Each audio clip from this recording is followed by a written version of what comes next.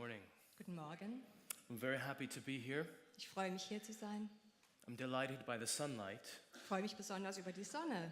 I have just come from the North Pole, that's correct. Ich komme vom Nordpol, das ist richtig. In this time of year, the sunlight is a very rare thing to see. Wo im Moment man kaum Sonne sieht.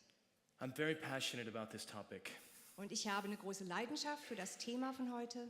I love the church. Ich liebe die Gemeinde. And I hope you do too. Und ich hoffe, ihr auch.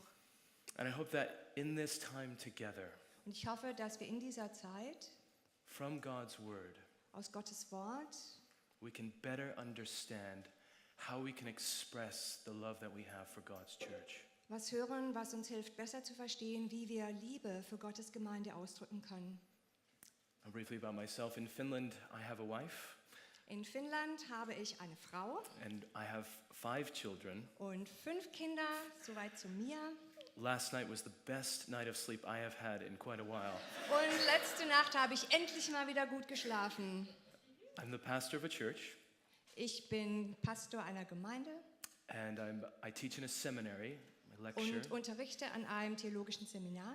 The way I serve OM is through leading church planting for Europe. Und ich helfe OM dabei zu überlegen, wie man Gemeindegründungsarbeit in Europa macht. To think through this new vision statement we have about wanting to see vibrant communities of Jesus followers among the least reached. Wie das aussieht, dynamische Nachfolger Jesu in Gemeinschaften zu haben.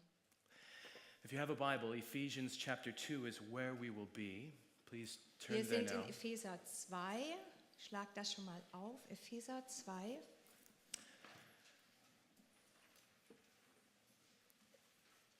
Now, before we dive into God's word, let's just take a moment to take a deep breath and to pray.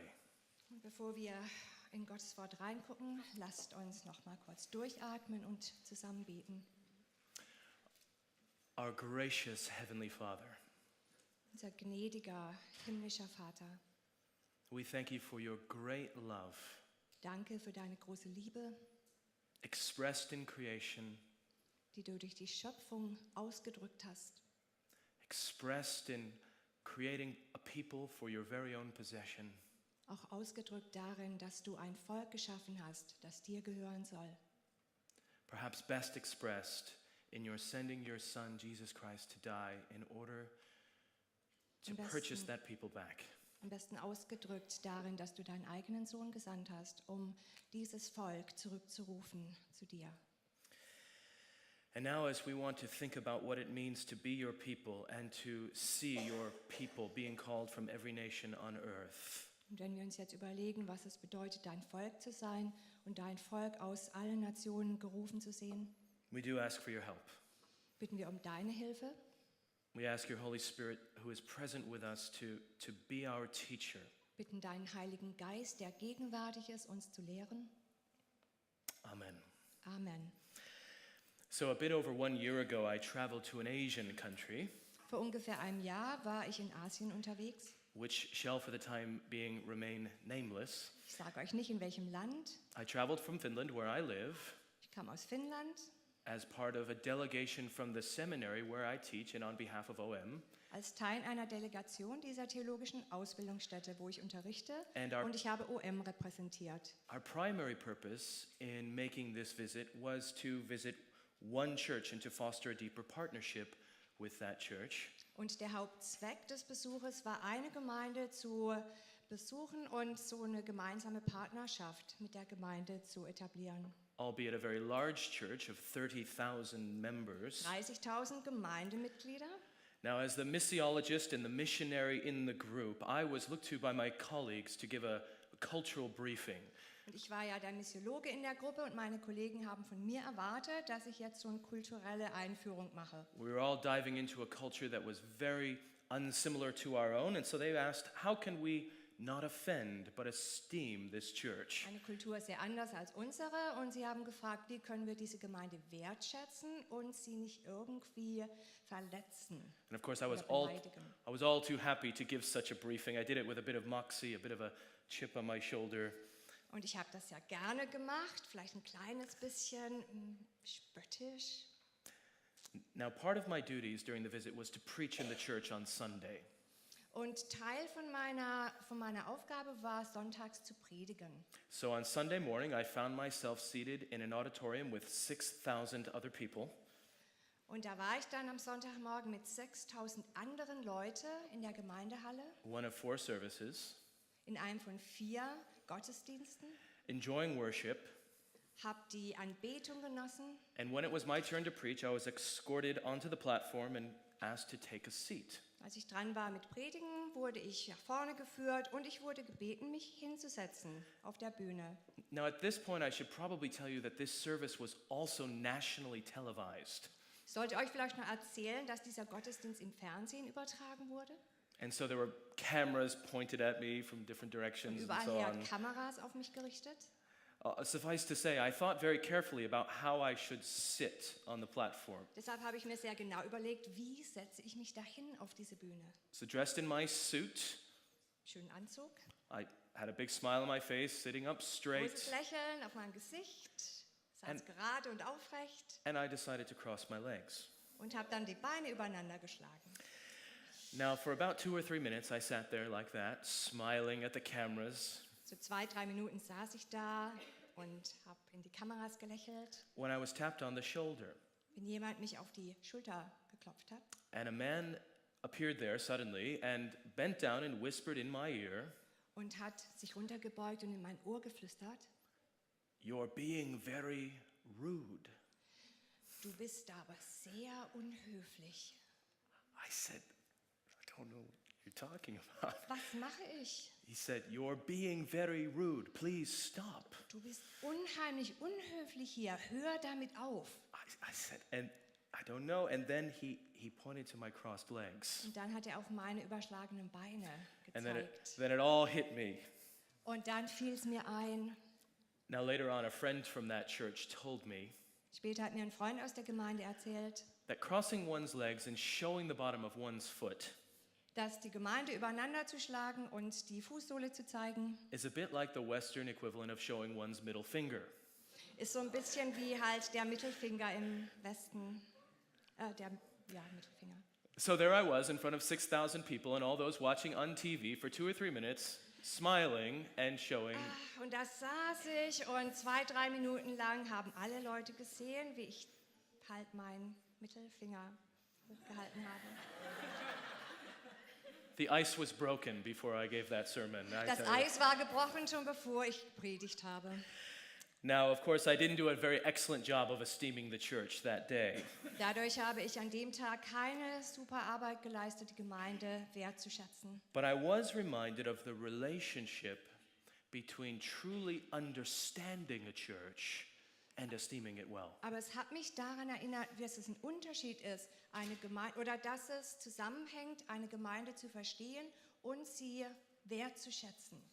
And if that is true of the church locally, Und wenn das stimmt für eine Gemeinde vor Ort, then I think it's especially true of the church universally. dann ist das noch wahrer für diese universelle Gemeinde Gottes. That the better we understand what the church is, the better we can esteem it. Je besser wir verstehen, was Gemeinde ist, desto besser können wir sie auch wertschätzen. And that's why for the next few minutes, I want us to go to the book of Ephesians. Deshalb gehen wir jetzt zum Buch, dem Brief an die Epheser. Because Ephesians, better than any other book in the Bible, perhaps answers the question, what is the church universal? Das vielleicht besser als jedes andere Buch in der Bibel die Frage beantwortet, was ist diese universelle Gemeinde Gottes? The book of Ephesians has 2 sections. Im Epheserbrief gibt es 2 Abschnitte. The second section is practical advice for the church. Im zweiten Teil geht es um praktische Anwendungen, Ratschläge für die Gemeinde. But the first section is praise given by the Apostle Paul to God for creating the church. Aber die ersten Kapitel sind Preis, den der Apostel Paulus Gott gibt, dafür, dass er die Gemeinde geschaffen hat. And so now as we go to Ephesians 2:18 to 22, Epheser 2, 18 bis 22. we're just going to dig into this text and ask, what does Paul say about what the church is so that we can better think about how to esteem it? Wir möchten in dem Text nachgraben, was sagt Paulus darüber, was die Gemeinde ist, damit wir sie besser verstehen und noch mehr wertschätzen können. Und ihr Deutschen, lest das mit in eurer deutschen Übersetzung. Okay, so I'll read now from verse 18. Paul writes, "For through him who is Christ, we both have access in one Spirit to the Father. So then you who are no longer strangers and aliens, you are no longer strangers and aliens, but you are fellow citizens with the saints and members of the household of God, built on the foundation of the apostles and the prophets, Christ Jesus himself being the cornerstone, in whom the whole structure being joined together grows into a holy temple in the Lord. In him you also are being built together into a dwelling place for God by the Spirit." Now I want us to look at this text according to 4 points. Ich habe 4 Punkte. And the first is, what it teaches about the church is that it comes from God. Was der Text über die Gemeinde lehrt, sagt, dass sie von Gott kommt. No, don't take this for granted, the fact that the church comes from God. Es ist nicht selbstverständlich, dass Gemeinde von Gott kommt.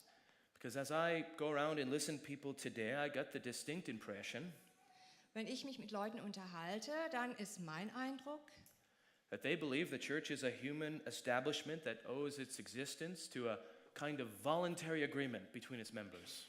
dass sie denken, die Gemeinde ist so eine menschliche Einrichtung und sie entsteht oder besteht dadurch, dass Leute freiwillig mit dabei sind. Like a swim team or a bowling club. So wie ein Schwimmteam oder ein Kegelclub. Well, we all like to swim, so let's get together and swim. And Also hey, wir alle schwimmen gerne, lasst uns das gemeinsam machen. we all like to pray and sing worship songs, so let's get together on Sunday morning and pray and sing worship Wir songs alle together. beten gern und wir singen gerne Lieder. Lasst uns also einfach sonntags morgens zusammenkommen und das gemeinsam machen. But what does the Bible say? Aber was sagt uns die Bibel? The Bible says that the church owes its existence not to man, but to God. Die Bibel sagt, dass die Gemeinde ihre Existenz Gott zu verdanken hat, That nicht Menschen. For all eternity, God has planned to have a people of his very own. Dass von Ewigkeit her Gott geplant hat, dass er ein Volk hat, das ihm gehört.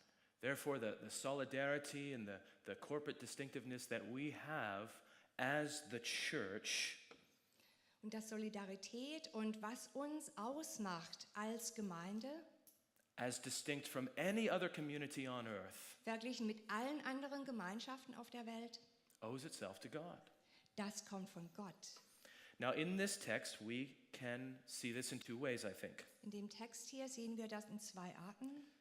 First, with the Trinitarian emphasis in this text. Zuerst der Schwerpunkt liegt auf der Dreieinigkeit. Have a look. Notice God the Father in verse 18.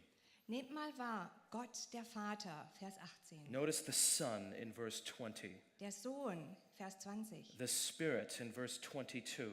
Der Geist, Vers 22. God is a community. Gott ist Gemeinschaft. God's nature is communitarian. Gottes Wesen ist gemeinschaftlich. And God creates and does everything he does as a community Und Gott schafft alles und macht alles, was er tut, als Gemeinschaft. And so we, his creation, are called to community. Und deshalb sind wir, seine Geschöpfe, auch zur Gemeinschaft gerufen. The church flows from God. Die Gemeinde fließt aus Gott heraus. St. Augustine, the great North African theologian, Augustinus, der große nordafrikanische Theologe, he gives a good picture of this. gibt uns dafür ein Bild. Augustine says that in eternity past, Augustinus sagt, in der Ewigkeit the Trinitarian community der vergangenen Ewigkeit war diese Gemeinschaft, die Dreieinigkeit, intended to extend the kingly robe of the Father. Imagine God the Father wearing a big kingly robe, intended to extend the kingly robe over the creation. hatte diese Dreieinigkeit schon vor, diese Königsrobe Gottes über die ganze Schöpfung auszubreiten. And so that we, his created people, would be enveloped into his community. Damit wir seine Geschöpfe in diese Gemeinschaft mit eingeschlossen sind. It's a beautiful picture, isn't it? Wunderschönes Bild. And so we see the church comes from God because God is a community. And second, Wir sehen, dass Gemeinde von Gott kommt, weil Gott Gemeinschaft ist. the Gentile emphasis here. Und als zweites der Schwerpunkt auf den Heiden. In the Bible, the Gentile is the non-Jew, right? In der Bibel sind die Heiden, die Nichtjuden. And one of the great themes of Ephesians is that inclusion of non-Jews into God's church, extending to all nations. Eines der großen Themen im Epheserbrief ist, dass die Heiden mit eingeschlossen sind in dieses Volk Gottes. So we read that bit, no longer strangers or aliens. Nicht mehr Fremde und Fremdlinge. So that's talking about God including non-Jews into the church. Gott bezieht die Nichtjuden mit ein in die Gemeinde. And it's referring to a promise that God had made long ago that it would in fact happen. Das bezieht sich auf ein Versprechen, das Gott vor langer Zeit gegeben hat. Genesis chapter 12 verses 1 to 3. In 1. Buch Mose, Kapitel 12, Verse 1 und 2. God goes up to a fella called Abram Gott geht zu Abraham hin and he taps him on the shoulder und tippt ihn auf die Schulter and he says, Abram, here's what I'm going to do through you. und sagt, Abraham, hier ist, was ich durch dich machen werde. I'm going to make you a great nation, Ich werde dich eine große Nation machen and then through that nation, all the peoples of the world will be blessed. und durch diese große Nation werden alle Völker der Erde gesegnet werden. Which of course is a rather strange thing to say to an elderly man with no children. Was Merkwürdiges ist, zu einem Mann ohne Kinder zu sagen, der auch schon etwas älter ist. Whose view of the world was desert and sea. Der eigentlich nur Wüste und Meer gesehen hat. And yet we know how the story goes. Through Abraham, God produced the nation of Israel. Aber wir wissen, wie die Geschichte weitergeht, dass Gott tatsächlich durch Abraham das Volk Israel hervorgebracht hat. God persevered that people through rebellion and war and famine. Dass Gott dieses Volk festgehalten hat durch Krieg und Hungersnöte und andere Nöte hindurch. And through the prophets, he kept telling the nation, don't worry, I'm going to keep my promise to Abram. I will persevere you. The whole world will be blessed through you. Und durch die Propheten hat Gott sein Volk immer wieder daran erinnert, macht euch keine Sorgen, ich werde das Versprechen an Abraham halten und ihr werdet Segen sein für alle Nationen. And then God sends his son to be born into that people. Und dann hat Gott seinen Sohn geschickt, um in dieses Volk hineingeboren zu werden. The Savior was born into a particular people, into the Jewish nation. Der Retter wurde in ein ganz bestimmtes Volk hineingeboren, in die jüdische Nation. In order that he could be the Savior of the world. Damit er der Retter der ganzen Welt werden könnte. That through faith in the Son, und dass durch Glaube an den Sohn there would be no nationality off limits for God's grace. Keine Nation von der Gnade Gottes ausgeschlossen sein würde. God's intention always has been to save a people from every tongue, tribe, and nation for himself. Gottes Absicht war schon immer, sich ein Volk aus allen Nationen und Zungen für sich selber zu retten. So do you see, we esteem the church because it comes from God. Ihr seht also, wir schätzen Gemeinde wert, weil sie von Gott kommt.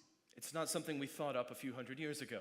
Es ist nicht was wir erfunden haben vor ein paar hundert Jahren. It's God's eternal plan. Sondern Gottes ewiger Plan. Secondly, und als zweites, Christ died for the church. Christus starb für die Gemeinde. Have a look at verse 21. Vers 22. We read the church is a temple where Jesus Christ is the cornerstone of that temple. Wir lesen, dass die Gemeinde ein Tempel ist und Christus der Eckstein.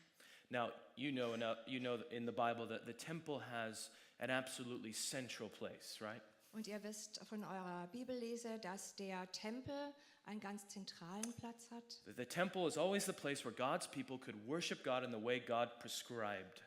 Der Ort, wo Gottes Volk anbeten konnte auf eine Art und Weise, die Gott vorgegeben hatte. So whether it was the Garden of Eden as a kind of temple, ob es jetzt der Garten Eden war als so eine Art Tempel, whether it was the ladder that came down from heaven during Jacob's encounter with God at Bethel in Genesis 28, Oder ob es die Leiter war, die aus dem Himmel herabgelassen wurde in Jakobs Traum in Bethel. or the tabernacle erected during the nomad years of Israel wandering in the desert, Oder die Stiftshütte, die das Volk Israel durch die Nomadenzeit in der Wüste begleitet hat. or the building on Mount Zion erected through Solomon's efforts. Oder das Gebäude auf dem Tempelberg, auf dem Berg Zion, das von Salomo errichtet wurde. The temple was a place of worship, true worship. Der Tempel war ein Ort wahre Anbetung. Now, I think to understand what Paul is saying in verse 21 here, we need to think about something Jesus did during his ministry. Wenn wir das lesen, Vers 22, was Paulus sagt, müssen wir auch an was denken, was Jesus während seines Dienstes getan John hat. chapter 2, 13 to 22 is a reference. You can look there if you Johannes like. 3, 13 und folgende. And this is one of the most outstanding things Jesus did in his time on earth. Eine der bemerkenswerten Sachen, die Jesus getan hat während seiner Erdenzeit. And that is one day he walked right into the temple Er ist einfach in den Tempel reingelatscht and he tore it apart. He turned over the tables, he kicked everybody out, he just made a whole mess of the place. und hat alles kaputt gemacht und die Tische umgeworfen, die Leute rausgeworfen. Totales Chaos verursacht. And of course, Jesus never did anything frivolously. What was he saying when he did that? Und Jesus macht ja Sachen nicht einfach so. Deshalb fragen wir uns, was wollte er damit sagen? Well, he was making a point about the true church. Er wollte was über die wahre Gemeinde sagen. So when the Pharisees who were there after everyone had left say to Jesus, "Give us a sign for what you're doing." Als dann alle weg waren, die Pharisäer immer noch da und sie zu Jesus gesagt haben, gib uns ein Zeichen, Here's what Jesus said. He's standing right in the middle of this temple that's just been cleansed. sagt Jesus zu ihnen, und er steht ja jetzt mitten in diesem gereinigten Tempel.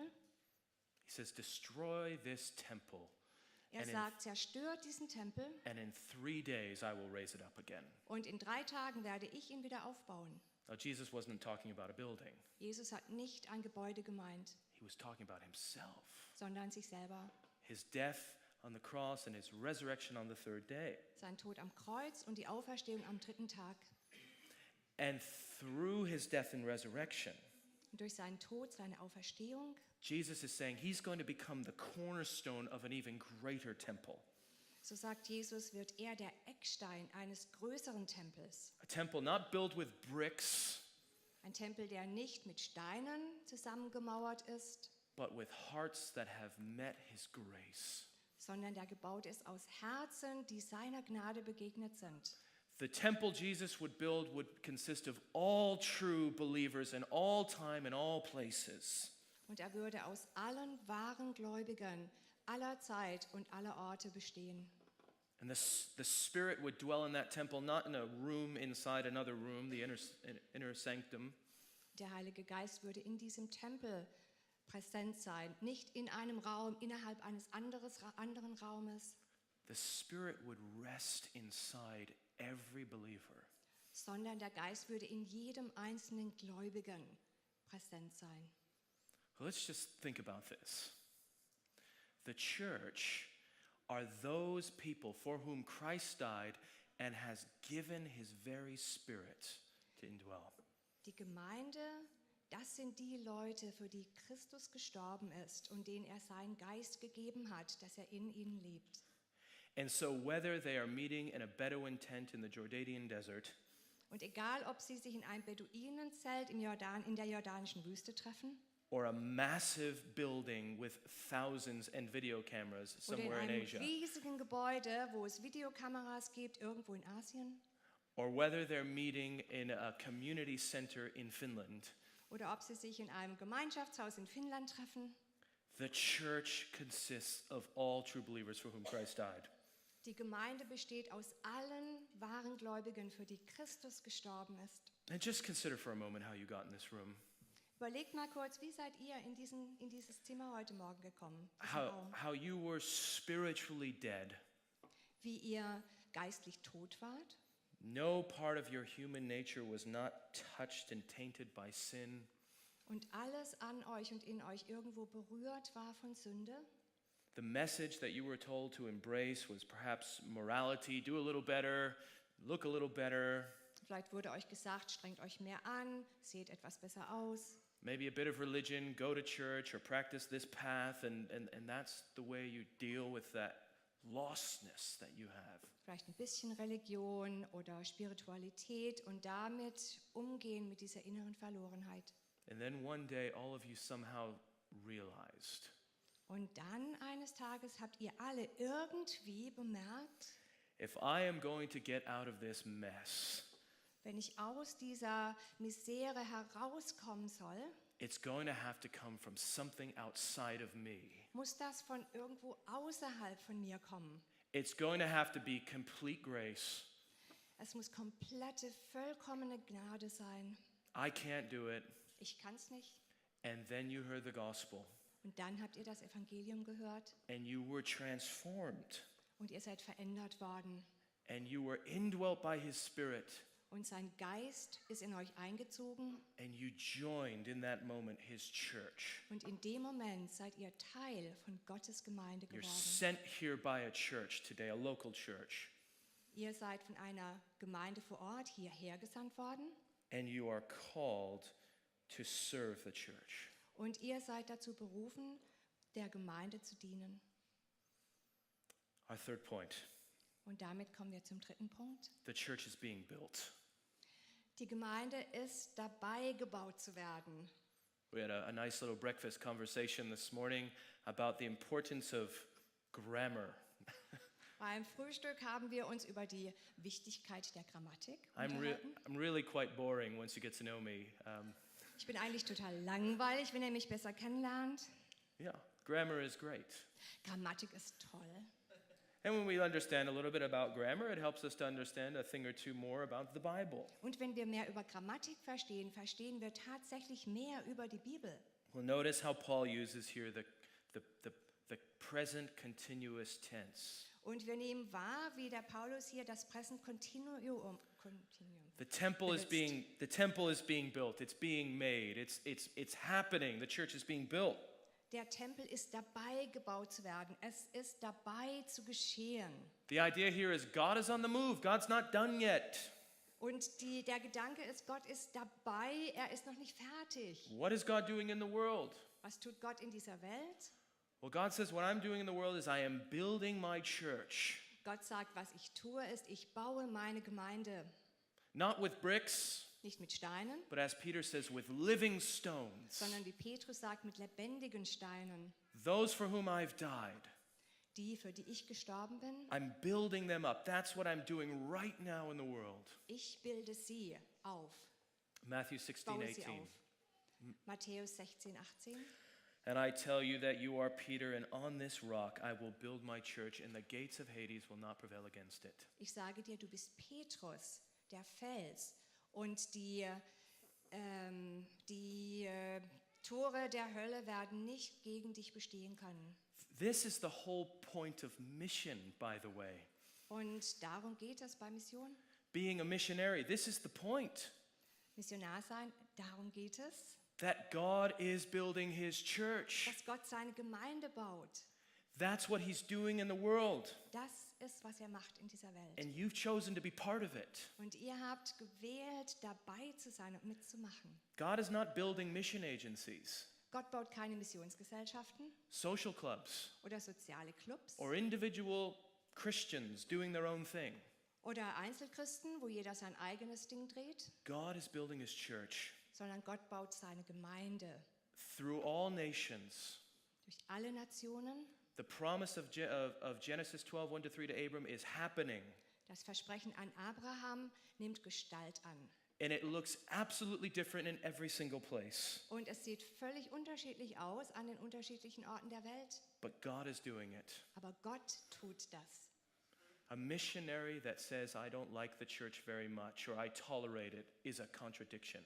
Ein Missionar, der sagt, ich mag Gemeinde eigentlich nicht oder naja, okay, ich kann damit leben, das ist eigentlich ein Oxymoron. Oxymoron, that's better. Well done. I thought I was being a little bit too harsh on that point, but you just made it better. Seriously. Now, the church is not perfect yet. Die Gemeinde ist noch nicht vollkommen. God is not finished with the church. Gott ist noch nicht zu Ende mit dem, was er tut. And I think this should give us a great deal of, I think this is a helpful thing to remember when the church fails us. Und das ist besonders hilfreich, wenn uns die Gemeinde vielleicht irgendwo fallen lässt oder versagt an uns. When the church is not all that the church is supposed to be to us, Wenn for us. Gemeinde nicht ist, was sie eigentlich sein soll. Be it your sending church Vielleicht eure sendende Gemeinde or the church you're being sent to work oder die with. Gemeinde, zu der ihr hingesandt werdet. It won't be a perfect church. Es wird keine perfekte Gemeinde sein. But Jesus hasn't given up on his church. Aber Jesus hat seine Gemeinde nicht fallen lassen. He's so patient with us, Er ist geduldig and neither should we. und so sollen wir auch sein. God is in control. Und Gott hat die Kontrolle. He is building his church. Er baut seine Gemeinde. Now, let me just give, I don't even know what time it is, but I imagine I need to end soon. Let me just give a few points of application of how then we can esteem the church based on what it is. Wir kommen zum Ende, deshalb eine Anwendung. Wie können wir Gemeinde wertschätzen? First of all, we esteem the church locally. Zuerst, wir schätzen die Gemeinde, die vor Ort ist. What I've just said of every church is true of every local church. Was ich gerade über alle Gemeinden gesagt habe, das ist auch wahr für jede Gemeinde vor Ort.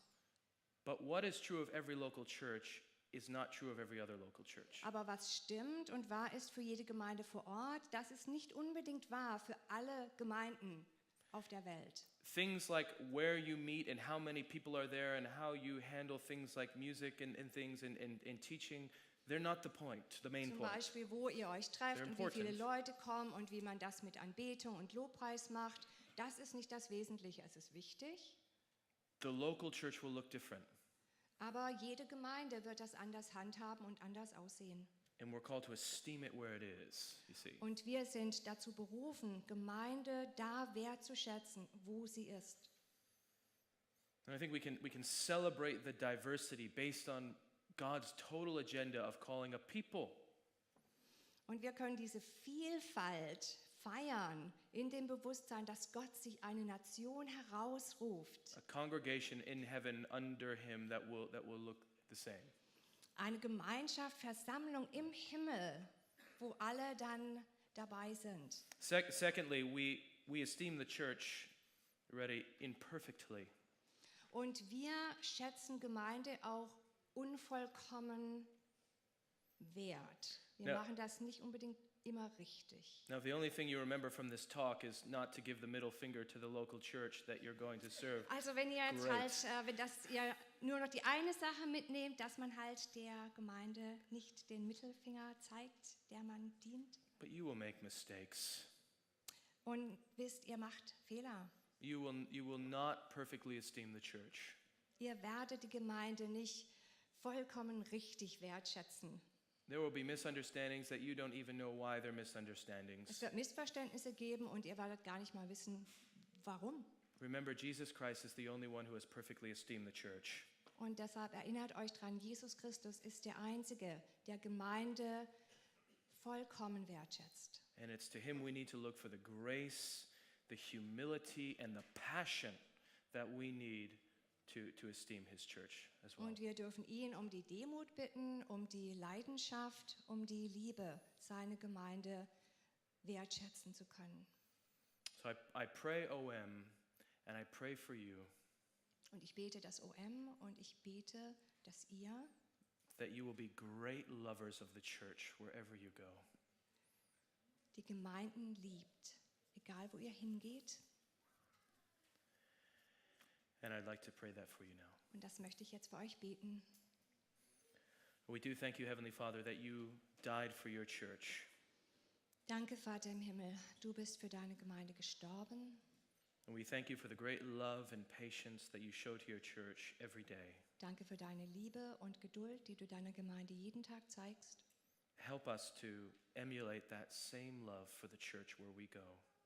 Herr, hilf uns, das dir nachzumachen für die Gemeinden, in denen wir jetzt reingehen. I especially pray for a miracle. Wir beten für ein Wunder, in the hearts of those who might be embittered at the church, im Herzen derer, die Bitterkeit empfinden, who have been und an hurt, Gemeinde denken, die verletzt worden sind, or whom the church has failed in a serious way, an denen die Gemeinde versagt hat. that you'll bring about a healing in their heart Herr, heile ihre Herzen, and give a fresh love for your church. schenk ihnen eine frische Liebe für deine Gemeinde. Amen. Amen.